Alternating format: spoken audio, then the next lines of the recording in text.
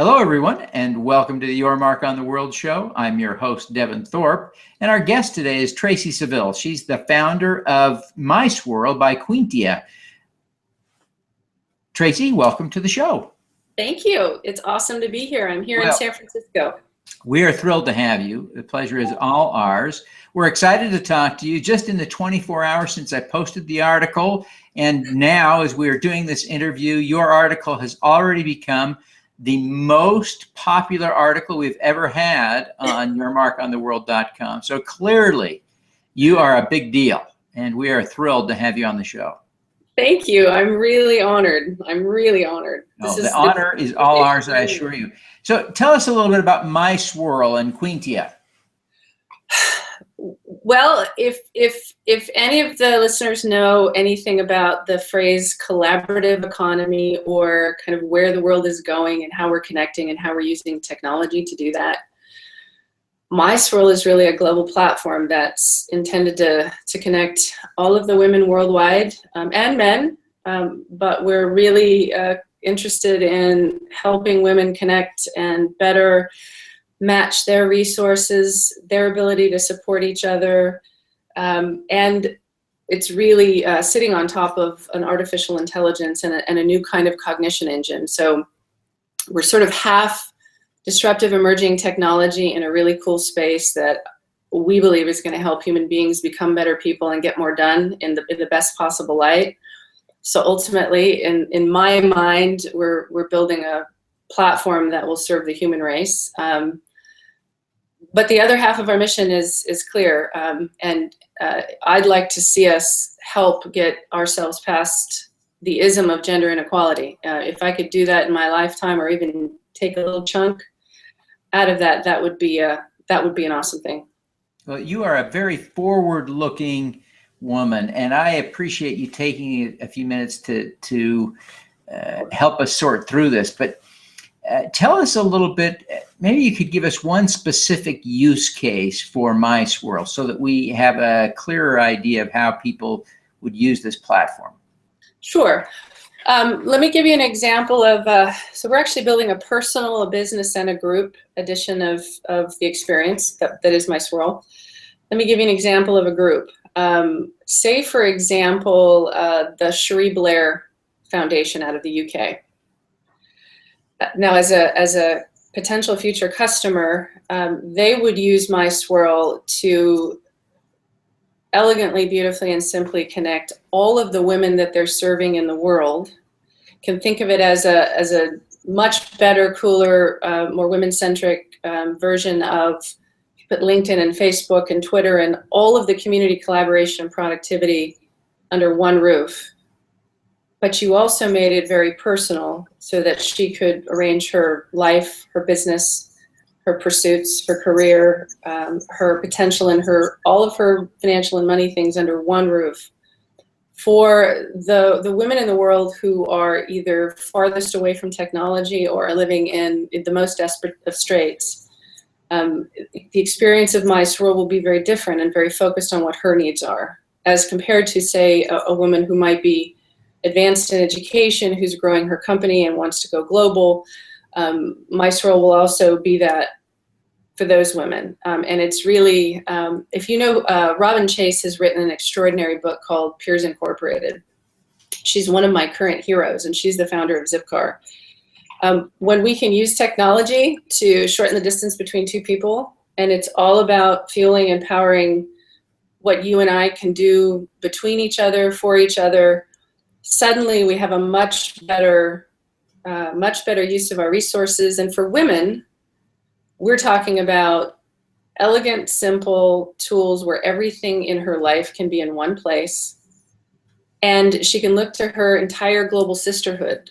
And when she needs to make either an individual act of influence, or she'd like to collectively create a swirl to get elected or find a new source of water treatment for a project of hers in Africa, her ability to do so will be 1,000 times greater than any single current technology platform that exists today.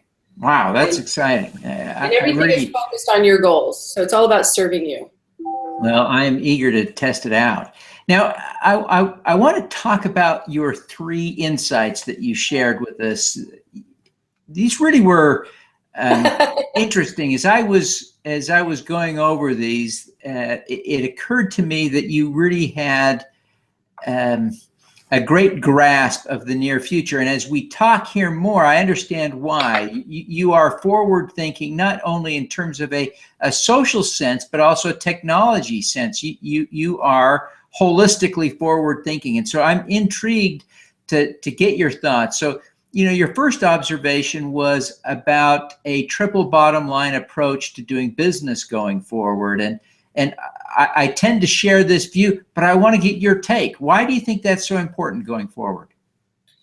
Well, contextually, a third of my background, what stands behind me, is spent a lot of time in climate and renewable energy systems and infrastructures in the world. So whether it was policy or I worked for an anaerobic digestion technology company that was pioneering big tech to convert food waste into renewable energy. I have in my life come to understand and been fortunate enough to see the dramatic effects of our carbon world. And when I couple that with what I've come to understand because of the time I've spent in sort of social impact reality, working with people from all over the world in desperate straits, when I couple that with really the trend, there's a trend in the world where there are businesses who do stand up and try on values that say they're for sustainability, that say they're for what's in the best interest of customers and the people they serve, that say they're equally interested in those things in addition to profit. But we've seen time and again that oftentimes isn't the case. And I am of a pure belief based on experience that it's absolutely possible, because that's where the most abundance exists, and that includes profit. If you can authentically marry and match values with what you do or what you build or what you deliver, that's a personal belief, but it's also my world experience. When I look out at the next 100 years, when I think about my son's, who's 24, and his children, what world they'll inherit, that's a world where we will no longer have a choice. We'll have to be filled with enterprises and business and values that have come to embrace that. And I also think that's how we get done with terrorism. That's how we move through most of our ills in society. Yeah, it has been a long hypothesis of mine that if we solve the big collection of our biggest problems like poverty and climate change and things, that one of the things that we would likely get out of that is radically enhanced world peace. And it seems that you're alluding to that potential. Yeah, I think in parts this is the time that we're going through where we're divorcing ourselves in some ways of the things that are no longer workable from our industrial past, and it's a new game on. And so somewhere in that soup of beauty of this concept of triple bottom line, in reality is there's no room for a lot of things that we have to contend with today. Yeah. Now, you also suggested that the world is at a tipping point in gender equality or inequality. Give us your thinking on that. We spend, as you can imagine, at My Swirl and my team, who's both global and very diverse, we spend a lot of time, obviously, on the subject. And it's been an interesting experience. I like to say I live in a place of the evolutionary side of gender inequality. If you look at the biases of gender inequality and how it's impacted both men and women on both sides since sort of time immemorial, but more currently in contemporary life, we're either revolutionizing against something that is broken, that in some way affects large amounts of people, male or female, because of the gender bias, intentional or unintentional. Or more recently, I think more and more, as a human race, we're sort of moving into the evolutionary side of how we think about gender. I think that takes time in human experience, and economy has a lot to do with it, and clearly politics have a lot to do with it, and more people being aware and mindful probably has a lot to do with it. But it's beyond just my intuition that it's happening. If you look around the world and you look at what is happening in business, in government, in community infrastructure, and in the collaborative ways in which we're solving problems. If you look at our academic institutions, I had the pleasure of participating in West Point's global leadership conference in 2011, which was very much focused on how should we fix what may be broken to make sure that we're developing our millennials to be the leaders that we need them to be. And that entire conversation, for the first time, had a lot to do with how do we get past the biases that gender keeps us from experiencing all the great things that people have to offer. So when it comes to women and gender inequality, there's $9 trillion minimum locked up inside the untapped economic potential of women to participate in the GDP, as one example, which is a direct result of gender inequality. ActionAid and McKinsey and A.T. Kearney have done some really good work and studies and looking at women as consumers and looking at women all across the world. And I think finally, too, that many are waking up to the truth that the women-based economy in the world is $32+ trillion. They drive and control, and that's not a dramatic statement. That is the absolute truth. And once you connect them with the right technology, you can start seeing the economic barriers and the sandboxes that might have been created from old economy thinking kind of drop away. I like to think of it too as, instead of table leaning, it's table building. If I don't like the way a table is set, I might sit down for a while and have a glass of wine, but I'm likely to want to set my own. Yeah. And I think that women are more and more doing that all the time. So no longer railing against, but more just let's just do it. Yeah, yeah, and that is, I guess, in some ways, a reflection of progress, both in terms of women feeling assertive and women feeling safe to step forward. Yeah. More and more. You also suggested in a related idea that women should essentially be themselves, especially in business, that they should no longer essentially apologize for, adjust for, take the edges off their nature to conform with a man's view of world, but instead be themselves. Explain what you're thinking there. Well, my opinion comes from, I think that everyone should be that. I would wish for everyone in the world to be comfortable in their own skin and to be able to be with each other in a way that honors all their diversity and all their uniqueness and everything that makes them who they are. I can speak from my personal experience, and I can speak from the thousands of women that I've come to know relatively closely in my life and career, because I've been mentoring them all of my life. And most of us don't get to a place of where we're willing to take the risks to stand up in our skin for who we are in all the ways we are, and typically until our 40s.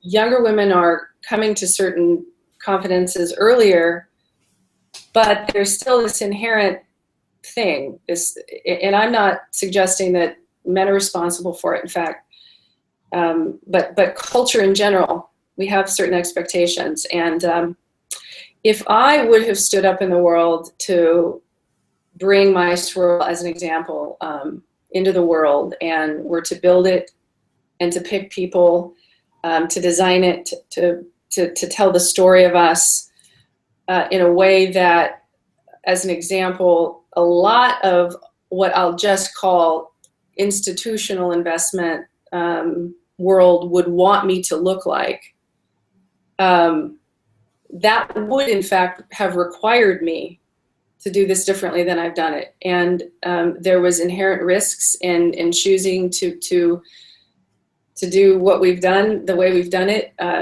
You know, I have 6 more tattoos today than I did when I was 40. And maybe that's a good silly example, but no, but I think that is an important example. I was going to ask you specifically to share what are some of those things, and that's a great example. Are there other things that you've specifically done to, as you said, live in your own skin as you've launched My Swirl? Sure. I'll break it into a couple of relevant categories in sort of business and socially. Well, we're a company that's founded on really enlightened business principles and management philosophies, which is not woo-woo. We're actually taking the best of what we know in the world can build a powerful company. But rather than skirting the edges and not talking about the fact that we do, you know, we do mindful intention and meditation in the morning as a management team, not afraid to talk about that. It's an imperative part of what makes us strong and capable. When we, you know,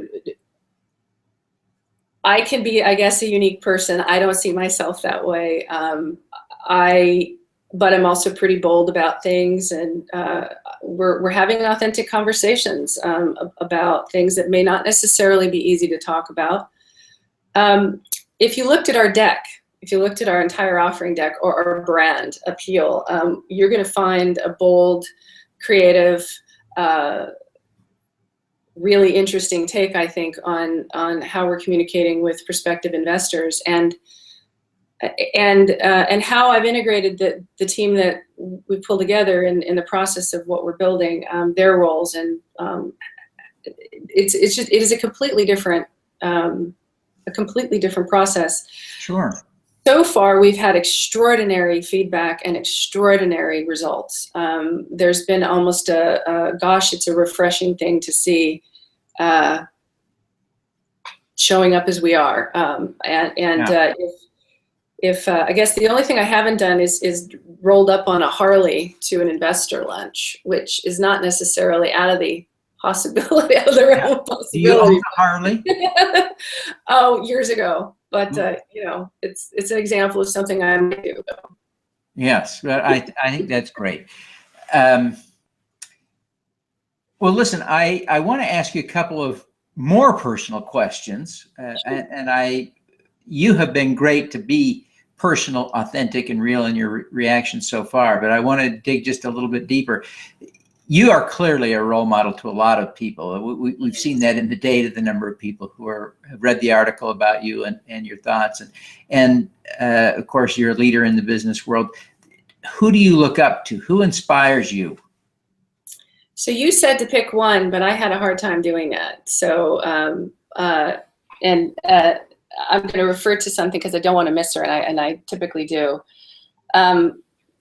So I love Christiane Amanpour as a journalist, but as a person, a woman, how she's fiercely committed her life to what she's doing in the Middle East. I think she's actually had a substantial part in helping the world understand the Middle East, and for that I really admire her. A woman named Vivian Ming, who is a neurotechnologist. I believe she's a current science advisor to Cornerstone. She's also she's the intelligence and the amazingness behind the meta learning advancements that I think is in Guild. She's doing incredible things around how to figure out how to bend technology to make it learn the way we learn, which is really cool. You know, there are women other journalists and foreign leaders that I could name a long list, but I've already mentioned her. She's sort of at the top of my mind right now, and that's Robin Chase. And why I guess she's a current hero of mine is in part because we see the view of the world in somewhat the same way. So I really align with her premise that the world is a collaborative economy. It's just that technology is catching up to it now.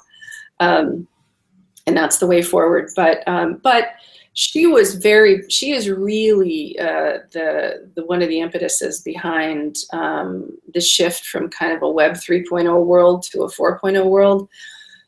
She's grounded, she's real, she's funny, she's world traveled, she cares about human beings. She's, as a founder of Zipcar, she stood up in the world boldly, didn't shave any edges, and took the risks that needed to be taken, and as a result is changing the world. I mean, literally changing the world. It will probably be partially responsible for transforming the entire transportation infrastructure of the world. So, yeah. I had Zipcar in my market. Well, if she has her way, I'm sure you will in the not too distant future. I hope so. Yeah.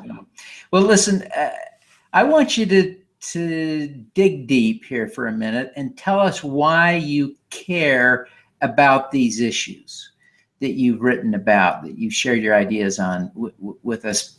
Why do they matter to you? So I, of course, contemplated this a little bit because you did share the question with me. And I'll try not to get emotional when I answer the question. It's okay if you get emotional. Okay, like all women in the world, there are things I won't share that are personal, but I have experienced a broad category of things in my life, and I've sort of systematically watched fear, the role that fear plays in all people's lives, and I don't know if it was born in me. I don't know if it came to me through my experiences. But about a decade ago, I literally woke up one day and could no longer not move in the direction that would make sure that people could in fact have their experiences and never be afraid. And as that crystallized for me over time, I got to the point where I would like for every girl born today, for every person born today, but my life's work is pretty squarely focused on at least half the population. I would like her to not have to worry that there will ever be any kind of real or artificial boundary or wall that stands between her and her ability to completely engage in the world, to completely express her gifts, her talents, her mind. And I really believe that our way forward comes from removing all of that barrier that keeps us from getting past our fear. And fear is almost always attached to things that we didn't create, but that we are worried might happen. And a lot of that can be solved with technology, with different policies. And I'd like that world. I'd like to be a part of that world. And I stopped being afraid when I was 42. So that's my personal. That was the curve, and it was way too late. So imagine what would have happened for me if I'd not been, when I was 12 or 15. Yeah, it's a remarkable goal, a remarkable vision. I'm not sure we really got to the why. I mean, I understand what you want to achieve and that it is laudable. What was the personal connection to all of that? Why do you actually care about young girls? Was there something that happened to you, some experience in life that the way you were treated, the way you were educated? What do you think connects you to all of the above? All of the above. I was intellectually gifted when I was young, but in my educational experiences from the time I can remember, I was told that my voice was too soft. I was told that I was pretty, and that's really where I should spend my time and my energy. And it's nice that you might want to become a senator, but that's a little bit beyond your reach. Gosh, in my first degree program, I had literally had a major, mentor and instructor tell me that I should really stick to communications and public relations because I was so good at it. But I wanted to go to business school.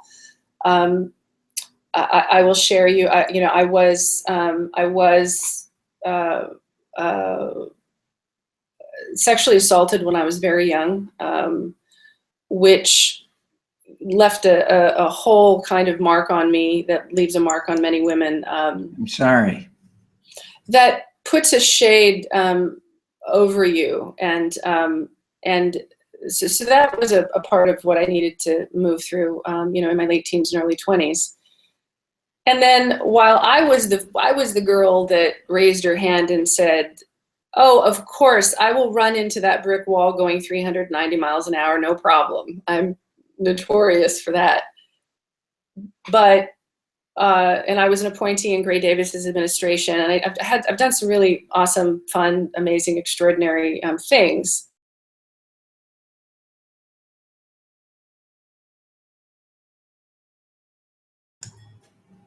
I know we're having a little trouble with the connection, Tracy. I'm sorry. And this was just such a great conversation. Can you hear me, Tracy? I'm afraid your hotel Wi-Fi may have dropped you. Can you hear me, Tracy? Well, Tracy, I really appreciate the insights that you shared with us. It's tragic that we may have lost you here. I hope you can get your connection back. But I really appreciate the insights you've shared. I appreciate you getting so personal with us and sharing some of your experience that influenced your passion for creating a better world, especially for women, and we're grateful for that. I do want to remind people that you can visit yourmarkontheworld.com and find this article. And in the article, you can find links to My Swirl by Queentia and more information about the great work that Tracy is doing.